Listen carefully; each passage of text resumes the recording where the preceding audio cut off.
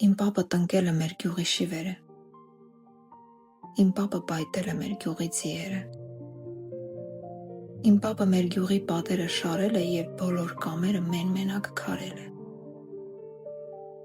ջրել է իր այգին ու մարգը բահել է, և արդար քրտինքով իր տունը պահել է,